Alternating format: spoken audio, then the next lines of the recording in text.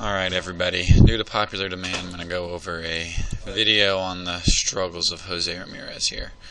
So, we all know baseball, game of inches here, and you can see comparing, one of the most consistent and most successful players in the last 5 years, Arenado here, versus Jose Ramirez here. So, when Ramirez gets his load, you can see right here is where his hands get to, or his knob gets to. Now as he goes forward and takes his swing, now his toes down. So you can see now where his hands are. Okay?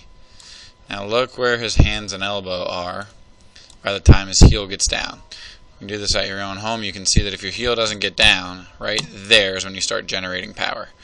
And so, right now, elbows down, and his hands have traveled this far forward.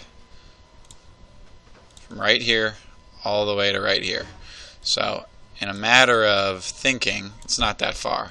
When it comes to baseball, this is where his struggles with breaking balls come in, because he's not able to stay back at all on that off-speed pitch.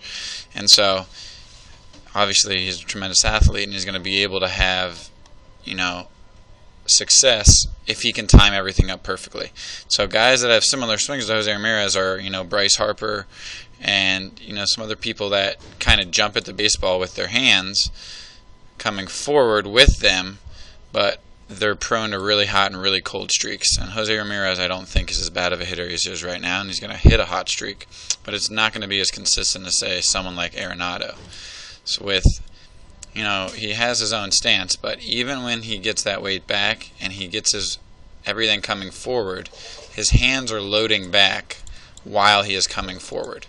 And it's just the thing that lets him stay back on breaking balls. So you can see right there when his heel is down, now he's in this power position and everything is ready to explode, and that's how he stays back so well on off speed.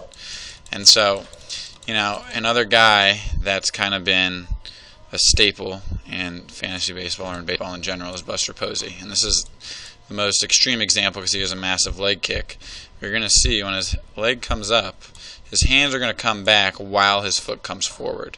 And so right there, what that does is now it allows him to stay back on the baseball and recognize pitch type, because his hands aren't the first thing that move. They don't go with his body. His hip is the first thing that moves, which generates power through his core, and then he hits behind the baseball. And that's how he's been such a consistent, batting average hitter. He's losing power. That comes with age, but it's just been something that he's been able to do. And you can look at a bunch of different guys that have had a lot of success, and it's just very easy to see.